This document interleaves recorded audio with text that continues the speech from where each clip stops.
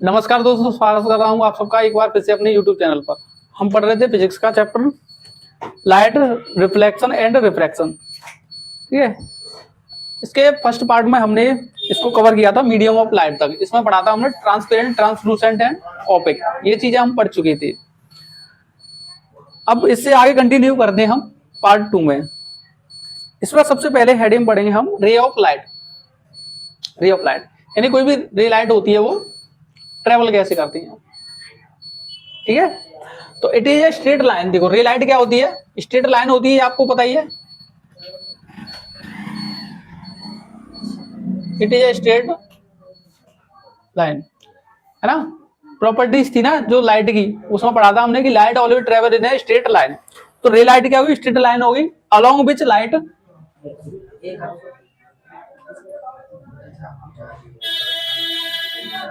Along which light travels travels travels is a homogeneous medium. ठीक है, कोई भी रे लाइट होगी, कोई भी रे लाइट होगी वो स्ट्रेट लाइन में ट्रेवल करेगी और मीडियम कैसा होगा, होमोजीनियस। ठीक है, होमोजीनियस का मतलब होता है उसमें कोई भी ऐसा कोई मीडियम नहीं होगा जो कि उसको अलग किया जा सके। ठीक है, जैसे ये कोई रे लाइट है, ये ट्रेवल करेगी ना स्ट्रेट लाइन में, तो ये क्या होगी, रे ऑफ लाइट। ये क्या, रे ऑफ लाइट है। ठीक है, नेक्स्ट टॉपिक है इसमें beam of light. Beam of light, beam of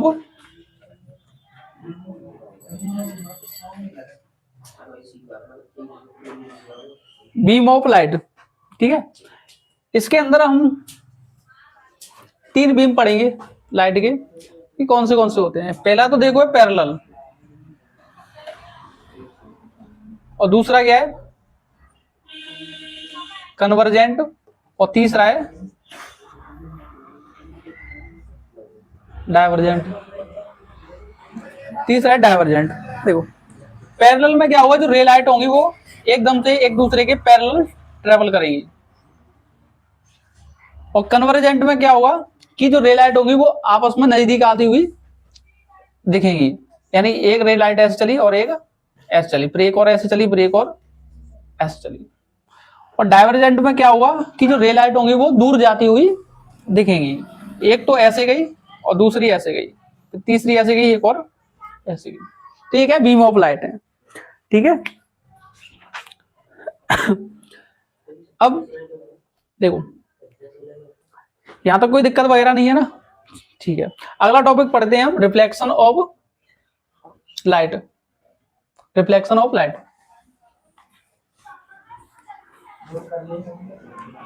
note कर लिया ना, करके बैठे पहले ही। देखो रिफ्लेक्शन ऑफ लाइट,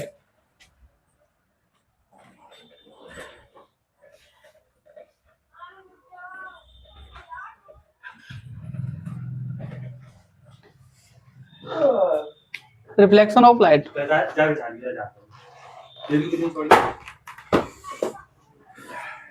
जब झाड़ू ना लग पा रहा यार तुम चाहते ना यार, मेरे नहीं तो अजय साहब।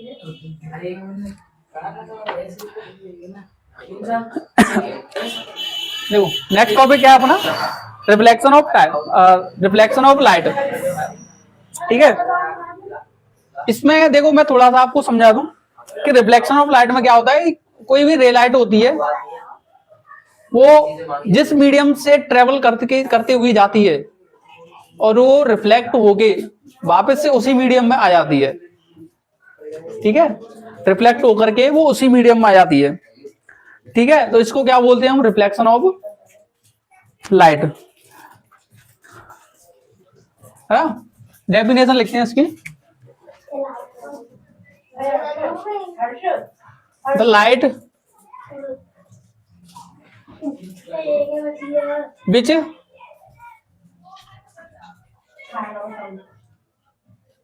which bag after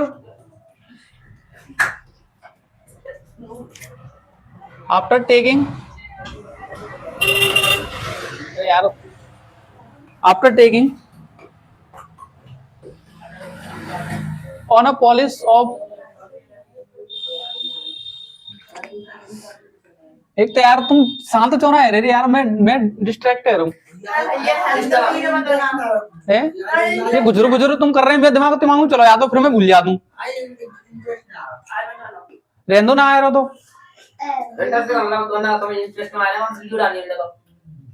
तुम्हारी जी गुजरू गुजरू तुम्हारा बंद है रही ना, इंटरेस्ट आ रहा तो चले जाओ। भैया मैं तो शांत बैठूं, क्या कह रहा हूं मैं?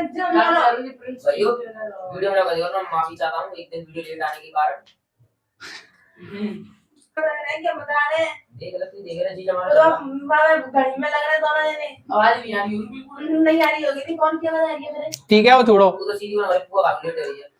अरे यार ने का मान जा करो, फिर बात है ने का तो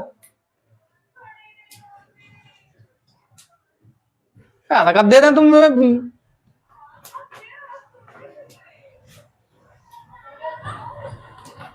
ना मन कर रहा हो तो तुम चले जाओ, चले जाओ, कोई दिक्कत ना, चले जाओ। ना मन लग रहा हो चले जाओ, अकेले बना लो मैं तो। ना तो मुझे पसंद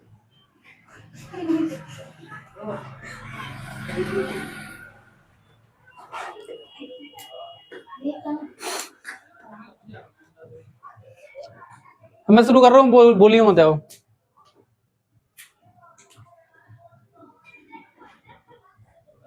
ठीक है,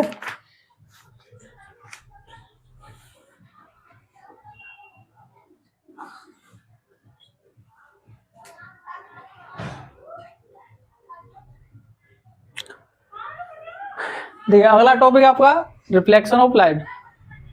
ठीक है, रिफ्लेक्शन ऑफ लाइट में क्या होता है कि ये एक ऐसा प्रोसेस है या एक ऐसा फिनोमिना है जिसमें क्या होता है, जो रे लाइट होती है वो बाउंस बैक हो जाती है किसी भी स्मूथ या पॉलिश सरफेस पे पड़ने के बाद में। ठीक है, वो रिफ्लेक्ट हो जाती है और जिस मीडियम से जाती है उसी मीडियम में वो बैक हो जाती है, वापस आ जाती है। इसी को क्या बोलते हैं हम? Reflection of light. ठीक है, इसकी डेफिनेशन है the process in which bouncing back of light when it's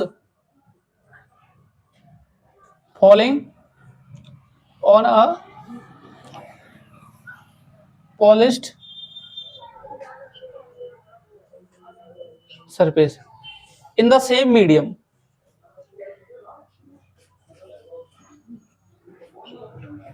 आई बात समझ में कि क्या होता है, जो रे लाइट होती है वो बाउंस बैक हो जाती है, वो कोई भी पॉलिश सरफेस पे पड़ती है तो वो बाउंस बैक हो जाती है सेम मीडियम में, जिस मीडियम से गई थी उसी मीडियम में क्या हो जाती है, वो वापस हो जाती है। ठीक है, अब देखो रिफ्लेक्शन जो होते हैं वो दो तरह के होते हैं। रिफ्लेक्शन टू टाइप्स के होते हैं, तो रेगुलर और दूसरा irregular. There are two types of reflection. पहला कौन सा है? Regular reflection. ठीक है, पहले ना तो मैं थोड़ा सा डायग्राम से समझा दूं इसको कि देखो रिफ्लेक्शन ऑफ लाइट क्या होती है। ये कोई रे लाइट थी, ये कोई रे लाइट है, ये स्मूथ सरफेस है, पॉलिश करी हुई है, तो ये कोई भी मीडियम है, कोई है ना, M1 मीडियम दे देते हैं, कोई मीडियम है। अब जैसे ही जो रे लाइट थी वो इस स्मूथ सरफेस पे यानी पॉलिश सरफेस पे पड़ी तो ये क्या होगी, रिफ्लेक्ट होगी, और जिस मीडियम से आई थी उसी मीडियम में चली गई। इसको क्या बोलेंगे हम? Reflection of light.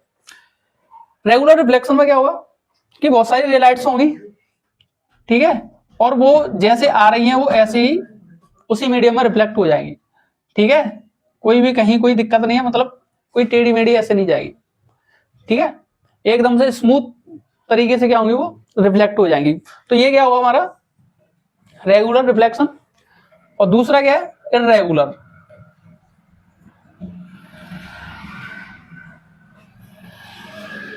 Regular refraction. अब सरफेस क्या होगी, स्मूथ नहीं होगी, रफ होगी, और रफ होगी, खुरदरी होगी, तो क्या होगा, कोई भी रे लाइट है कहीं भी पड़ेगी और कहीं भी रिफ्लेक्ट होगी। ठीक है, तो क्या हुआ, ऐसी कुछ ले लेते हैं, ये कोई सरफेस है, रफ है ना, इस पर पॉलिश करी गई है, क्योंकि बिना पॉलिश करें क्या होगा, जो रे लाइट होगी वो रिफ्लेक्ट नहीं होगी, पॉलिश करना जरूरी है। अब जैसे कोई रे लाइट यहां पड़ी तो वो ऐसे रिफ्लेक्ट हो गई, दूसरी यहां पड़ गई तो वो ऐसे रिफ्लेक्ट हो गई, है ना, एक और रे लाइट आई वो ऐसे पड़ेगी तो वो इस तरीके से क्या होगी, रिफ्लेक्ट होगी। ये जो रिफ्लेक्शन है वो कहीं भी हो रहा है, कहीं भी हो रहा है, इधर उधर, क्योंकि सरफेस कैसी अपनी रफ है। स्मूथ होती तो क्या होता कि एक ही डायरेक्शन में क्या होता कि जो रे लाइट है वो रिफ्लेक्ट होती है। ठीक है, तो ये क्या थे रेगुलर, ये रिफ्लेक्शन के टाइप से दो थे, रेगुलर और इरेगुलर रिफ्लेक्शन। ठीक है, अब इसमें क्या होगा, कुछ टर्म्स होंगे, रिफ्लेक्शन ऑफ लाइट में कुछ टर्म्स होंगे। जैसे एक और डायग्राम बना लेता हूं, ये कोई सरफेस है ना, इस पर पॉलिश करेगी, ये जो है रे लाइट है, ये क्या है, आ रही है, जो रे लाइट आ रही है इंसिडेंट हो रही है किसी भी पॉलिश सरफेस पे, तो इस जो रे लाइट है इसको नाम दे देंगे हम इंसिडेंट रे। ठीक है, और जब ये पॉलिश सरफेस पे आई है तो रिफ्लेक्ट होगी, और रिफ्लेक्ट होने के बाद में ऐसे चली जाएगी। अब रिफ्लेक्ट हुई तो इसको नाम दे देंगे रिफ्लेक्टेड रे। ठीक है, जिस पॉइंट से रिफ्लेक्ट हुई है इसके बीच में एक इमेजिनरी लाइन और बनती है, जिसको नाम दे देते हैं क्या, नॉर्मल। तीन चीजें होती है उसमें, इंसिडेंट रे, रिफ्लेक्टेड रे, और बीचों बीच में क्या होता है, नॉर्मल। ठीक है, बीचों बीच में क्या होगा, नॉर्मल होगा। ठीक, अब जब ये रे लाइट आई है तो क्या होगा, नॉर्मल के साथ में कुछ ना कुछ एंगल बनाती हुई आएगी और कुछ ना कुछ एंगल बनाती हुई जाएंगी। तो जो इंसिडेंट रे ने नॉर्मल के साथ में जो एंगल बनाया उसको हमने दे दिया एंगल आई, नेम दे दिया angle I, angle of incident. और जो रिफ्लेक्टेड रे ने नॉर्मल के साथ में जो एंगल बनाया उसको नाम दे दिया हमने angle of reflection, angle L R. ठीक है, आइए समझ में, एंगल आई क्या होता है, एंगल ऑफ इंसिडेंस, और एंगल आर क्या होता है, एंगल ऑफ रिफ्लेक्शन। ठीक, इसके क्या होंगे, दो लॉ होंगे। ठीक, यहां तक दिख रहा है वीडियो में, देखो मोस्ट इंपोर्टेंट टॉपिक है ये, लॉस ऑफ रिफ्लेक्शन। ठीक है, कितने लॉ होंगे इसके, टू लॉस ऑफ रिफ्लेक्शन, दो होंगे। देखो पहला क्या है, ये याद करना इंपोर्टेंट है बहुत ज्यादा। ठीक है, सीधा सीधा पूछ लेता है कभी कभी तो पेपरों में कि right the law of reflection. ठीक है, एक दो नंबर में क्योंकि आपको सीधा सीधा पूछ लेता है।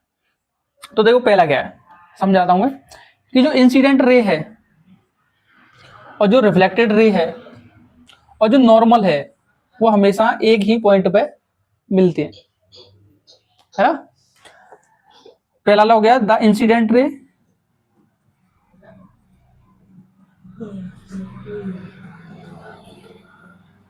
The reflected ray and the normal always lie in a same plane।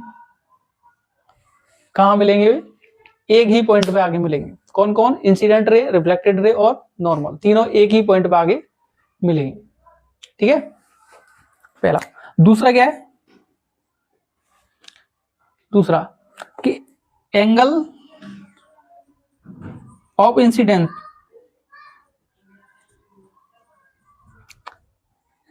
And angle of reflection is always equal. दोनों क्या होंगे, एक दूसरे के बराबर होंगे। इसको ऐसे लिखते हैं, एंगल आई इक्वल होगा किसके, एंगल आर के। यानी कि जितना एंगल उसने इंसिडेंट रे ने नॉर्मल के साथ में बनाया है, उतना ही एंगल वो रिफ्लेक्टेड रे के साथ में बनाएगा। यानी जितने एंगल से जो रे लाइट है वो आई थी, उतने के एंगल से वो रिफ्लेक्ट हो जाएगी। ये दूसरा है, ठीक है। दोनों लॉ समझ में आए ना, ठीक है। आगे बढ़े फिर, नोट डाउन कर लिया ना, लेकिन लिखते जा रहे हो ना साथ ही साथ में, ठीक है।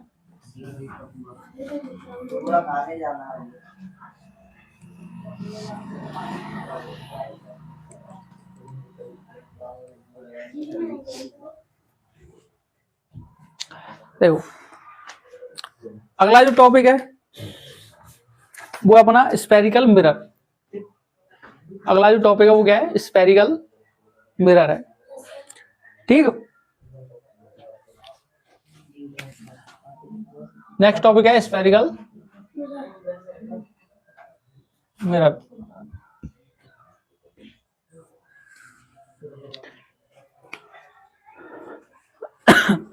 देखो स्फेरिकल मिरर क्या होता है, एक पार्ट होता है इसका हॉलो स्फीयर का। It is the part of hollow sphere. It is the part of hollow sphere. यानी कि जो स्फेरिकल मिरर होता है वो पार्ट होता है इसका हॉलो स्फीयर का। अब ये जो स्फेरिकल मिरर होते हैं वो दो टाइप के होते हैं, ठीक है। There are two types of spherical mirror. पहला कॉनकेव और दूसरा है कॉन्वेक्स मिरर, ठीक है। Concave mirror and convex mirror.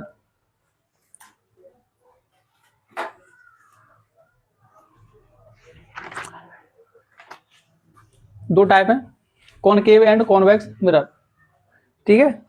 कल करें कि आज करें? कल 20 मिनट।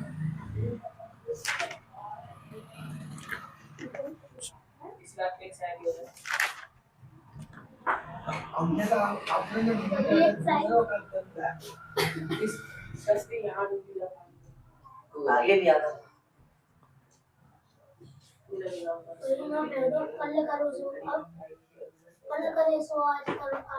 चलो ये कर लेते हैं कि some definition regarding to spherical mirror, है ना। और कॉनकेव और कॉन्वेक्स फिर पढ़ लेंगे, ठीक। छोटा सा ये इससे रिलेटेड क्या होंगे, स्फेरिकल मिरर से कुछ डेफिनेशंस होंगी जो कि आगे काम आएंगे। Some definition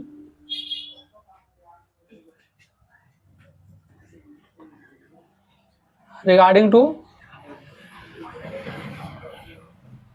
spherical mirror.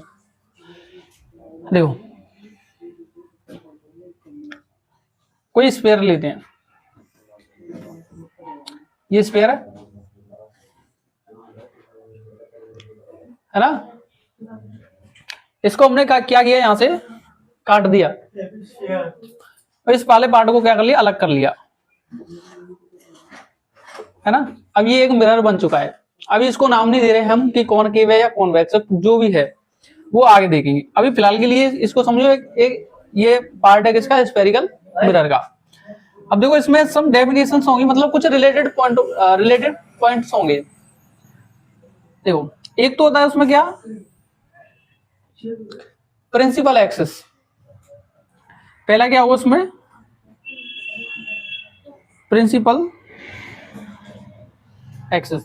ये जो लाइन होती है वो इमेजिनरी लाइन होती है, बता चुका हूं मैं, ठीक है। जो कि एकदम से सेंटर से पास होती है, किसके, जो भी स्फेरिकल मिरर का पार्ट है, यानी जो भी मिरर है उसके एकदम बीचों बीच से पार होती है।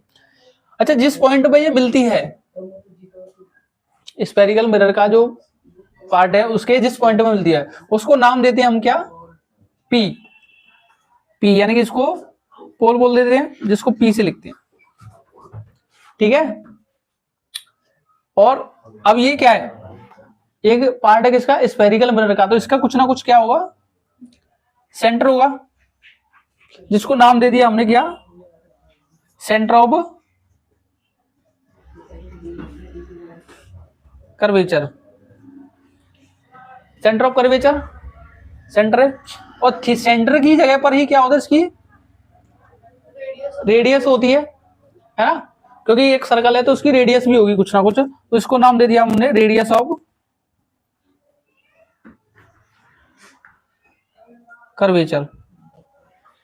इसको नाम दे दिया क्या, रेडियस ऑफ कर्वेचर, ठीक है ना।